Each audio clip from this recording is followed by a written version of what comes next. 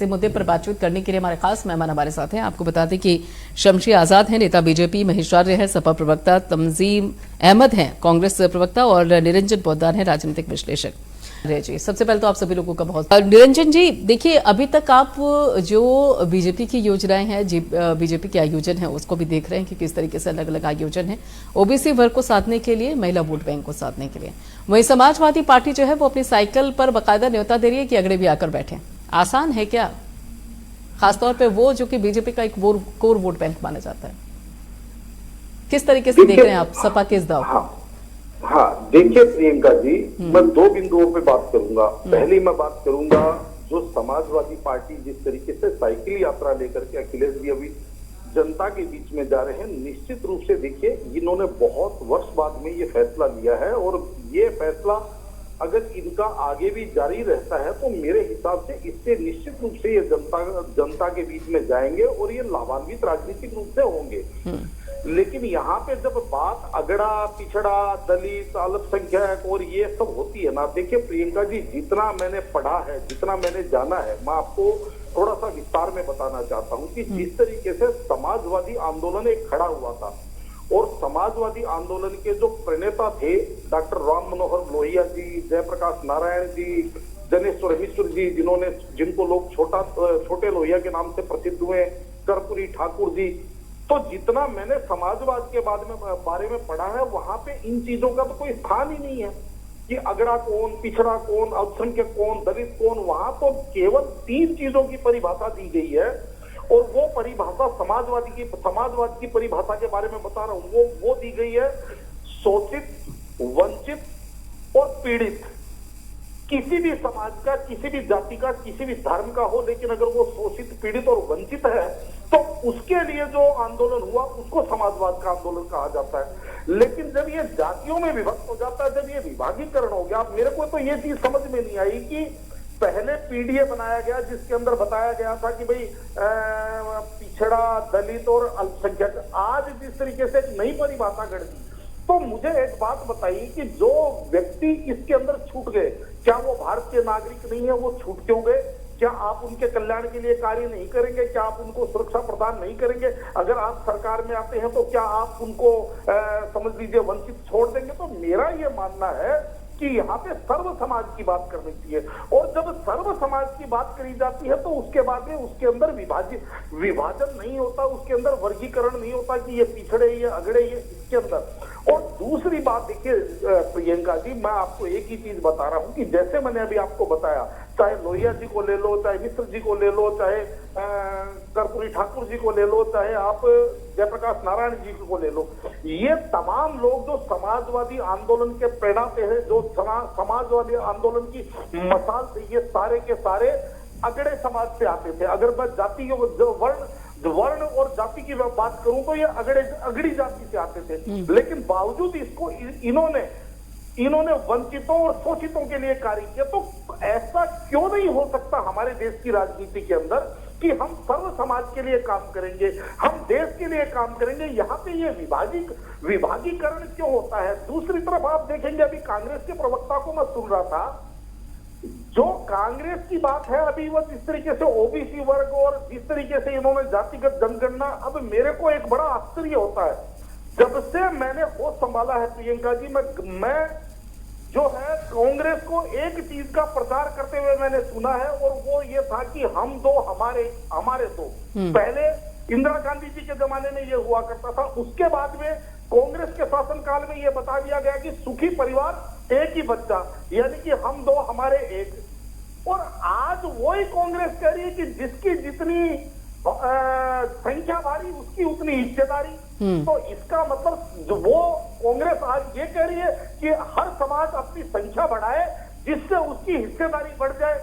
तो भाई ये कहां कांग्रेस अपने ही सिद्धांतों से उलट चली गई। रही बात जिस कांग्रेस ने समावेशी समाज की बात करी थी, मैं बात कर रहा हूं सन 1974-75 की, जब इंदिरा गांधी जी कहती थी कि यहाँ पे आज की तारीख में अगर आजाद भारत के अंदर अगर जातवाद की बात करी जाती है तो उससे बड़ा कोई राष्ट्रद्रोह नहीं हो सकता। वहां पे अगर दोबारा से कांग्रेस उसी ट्रैक पे आ रही है तो देखिए समझ से परे की चीज है। अब ये अलग बात है कि भाई इनको ये अपने निरंतर प्रयोग यानी कि अपने बेसिक में बदलाव ना करके कि जनता ने हमें क्यों अस्वीकार किया, उसके पीछे मुख्य कारण क्या है, उस पे ना आकर के भिन्न भिन्न प्रकार के प्रयोग करना और उसको जिस तरीके से समाज को विभाजीकरण करना, अगड़ों में, पिछड़ों में, ओबीसी में, दलित में, स्वर्ण में, ठाकुर में, ब्राह्मण में, तो मेरे हिसाब से ये केवल और केवल समाज में एक वैमनस्य उत्पन्न करने की स्थिति है। जबकि मेरे हिसाब से 21वीं सदी में हम 2023 टेक्नोलॉजी का जमाना है और यहाँ पे आकर के हम आज भी, आप ये समझ लीजिए 17वीं शताब्दी की बातें करें, बहुत ही पीड़ादायक लगती है बातें। ठीक है, बिल्कुल ठीक है, ठीक है निरंजन जी, जल्दी से अपनी बात कहिए, फिर मैं यहाँ पे महेश जी का और शमशेर जी का रुख करूं। मतलब बिल्कुल साफ है कि समाज में जो गरीब है उनको बढ़ाया जा सके। अगर वास्तविक रूप से अगर आप जातीय जनगणना की बात करेंगे तो मेरे हिसाब से इस देश को कम से कम 20 वर्ष लगेंगे इस समीकरण को समझाने के लिए। मैं आपको बता देना चाहता हूँ कि 2011 के अंदर तत्कालीन कांग्रेस सरकार ने जातीय जनगणना कराई थी, लेकिन उसको संसद में टेबल नहीं क्यों नहीं किया मैं आपको बता दूं। सन 1937 के अंदर प्रियंका जी जब जातीय जनगणना हुई थी तो भारत के अंदर 4600 जातियां मानी गई थी, लेकिन जब सन 2011 के अंदर कांग्रेस शासित सरकार ने जब जातीय जनगणना कराई तो उसके अंदर 47 लाख जातियां हो गई। तो मुझे एक बात बताइए कि ये जातियों के अंदर और जातियों के अंदर भी प्रियंका जी ये बहुत बड़ा मकड़ जाल है, क्योंकि जातियों के अंदर उपजातियों के बाद में गोत्र के बाद में उनका पता नहीं क्या क्या हमारे समाज के अंदर। एक बार इस समाज को आपको समझना पड़ेगा और उसके अंदर एक चीज और आपको देखनी पड़ेगी कि एक जाति एक प्रदेश के अंदर वंचित है, लेकिन दूसरे प्रदेश के अंदर वही जाति बड़ी स्ट्रॉन्ग और मजबूत और दबंग है। तो कहने का तात्पर्य ये है कि इस घाल मेल के बजाय मेरे हिसाब से इस देश एक स्ट्रेट काम किया जाए, ठीक है, एक सीधा काम किया जाए और एक अमीर की जाति, और वो चाहे जन्म से किसी भी जाति में पैदा हो, लेकिन उसको दो ही जातियों में विभक्त करना चाहिए कि एक वंचित और एक पोषित, और उसी हिसाब से इस देश की जो योजनाएं बने वो मेरे हिसाब से बने। उसके अंदर जन्म क्यों कौन सी जाति ने लिया ये आधार मेरे हिसाब से निराधार है। ठीक है, चलिए आपकी बात आ गई। निरंजन पोद्दार साहब, देखिए ये तो है ही सियासत कि किस तरीके से एक बॉल को दूसरे पाले में डाला जाए, लेकिन ये जिस तरीके से अब नाव बदल दी है अखिलेश यादव ने, हालांकि उन्होंने कहा कि अल्पसंख्यक हटे नहीं है, लेकिन क्या अजय राय के उस बयान का इस तरीके से अगड़ों पर दाव खेलना या दूसरी नाव में पैर रखना, कि दो नाव में पैर रखकर थोड़ा नदी को पार करना मुश्किल तो नहीं हो जाएगा उनके लिए, कि ना फिर इधर के रहे ना उधर के रहे? देखिए प्रियंका जी, निश्चित रूप से जो मेरा मूल्यांकन कहता है वो ये बात कहता है कि जब से कांग्रेस पार्टी ने उत्तर प्रदेश की कमान अजय राय जी को दी है, और अजय राय जी बोलते हुए नेता हैं और जिसको कहते हैं कि एक जीवित राजनीति वो करते हैं, और जिस तरीके से उसके बाद में वो मुखरता से बोल रहे हैं, और आज जैसे उत्तर प्रदेश के अंदर वो संगठन को संगठित करते जा रहे हैं, कांग्रेस संगठन की बात कर रहा हूँ, तो जो कांग्रेस आज के 6 महीने पहले, 1 साल पहले उत्तर प्रदेश के अंदर नेपथ्य में थी, या यूं कहेंगे साइकिल के केवल करियर पकड़ करके चलने की स्थिति में थी, वो कांग्रेस आज कहीं ना कहीं वहां पे अपना जनाधार वापस रिकवर करते हुए दिख रही है। और कहीं ना कहीं देखिए 2024 का जो लोकसभा चुनाव होना है, उत्तर प्रदेश सबसे बड़ा राज्य है, 80 सीटें वहां से आती हैं, तो कांग्रेस ये चाहती है कि कम से कम हम इंडिया गठबंधन के साथ भी रहे, इंडिया गठबंधन के अंदर भी हम चुनाव लड़े,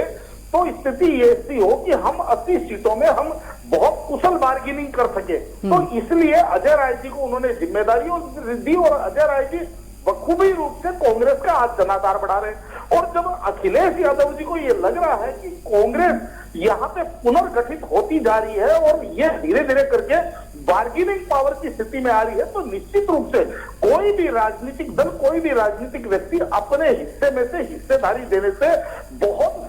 समझ लीजिए बचने की कोशिश करता है। हर एक व्यक्ति अपना राजनीतिक दायरा और अपना राजनीतिक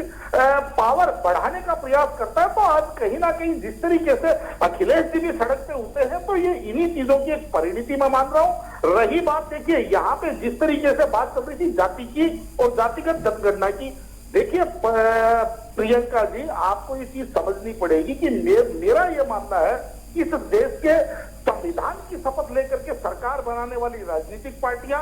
संविधान की बात करने वाली राजनीतिक पार्टियां और संविधान की बात करने वाले बुद्धिजीवी, हम लोग आज कितने विस्मृत हो गए हैं कि हम संविधान की अवहेलना कर रहे हैं। क्योंकि संविधान की अवधारणा के अंदर जितना मैंने पढ़ा है प्रियंका जी, वहां लिखा हुआ है कि हम भारत के लोग, साथ में ये लिखा हुआ है कि बिना किसी जाति के, बिना किसी धर्म के, बिना किसी जन्म के, बिना किसी वर्ग के, बिना किसी क्षेत्र के, बिना किसी भाषा के, किसी भी प्रकार से किसी प्रकार का किसी व्यक्ति के साथ कोई भेदभाव नहीं होगा। ये संविधान की अवधारणा है। और तमाम राजनीतिक पार्टियों जब जीतती हैं और मुख्यमंत्री और मंत्री की जब शपथ लेते हैं तो वो भी ऐसी ही शपथ लेते हैं जिसके अंदर ये कहते हैं कि मैं किसी भी जाति, धर्म, इस आधार पे, उस आधार पे किसी प्रकार का कोई भी मैं भागीकरण नहीं करूंगा। तो जब पक्षपात नहीं करेंगे तो राजनीति के अंदर ये पक्षपात क्यों? मुझे एक बात बताइए,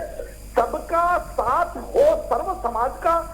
कल्याण हो, देश का विकास हो, इसके लिए क्या, इसमें क्या आपत्ति है? दूसरी बात, एक चीज और 10 सेकंड और लूंगा प्रियंका जी, बहुत महत्वपूर्ण बात है आपके दर्शकों के लिए। मेरा जो व्यक्तिगत अनुभव है, मैंने एक चीज देखी है कि हमारा जो राजनीतिक परिवेश है या जो हमारी राजनीतिक पद्धति है, जो हमारी प्रजातांत्रिक पद्धति है, जिसके अंदर हमारा जो चुनावी प्रणाली है, इसके अंदर मैंने ये देखा है कि जो वर्ग, जो जातियां जाति के आधार पे वोट देती है, वो जातियां अत्यंत रूप से सामाजिक रूप से पिछड़ती है। क्योंकि मैंने व्यक्तिगत रूप से देखा है कि जैसे उत्तर प्रदेश की बात ले लें तो अलग अलग जातियों के गांव हैं। अब जिस जाति का जो कैंडिडेट होता है वो कहता है ये गांव तो मेरी जाति के, मुझे वोट देंगे, मुझे अब भला। बिल्कुल, यानी कि सियासत से थोड़ा सा जाति का असर कम होना चाहिए। ठीक है, मेरे पास समय नहीं है यहाँ पर, और अगर देखा जाए तो मैं माफी चाहूंगी महेश जी और उसके साथ साथ निरंजन जी। लेकिन बहुत बहुत शुक्रिया शमशी आजाद साहब, महेश आर्य जी, तमजीद अहमद साहब और निरंजन पोद्दार साहब, आप सभी लोगों का जुड़ने के लिए, अपना कीमती समय देने के लिए।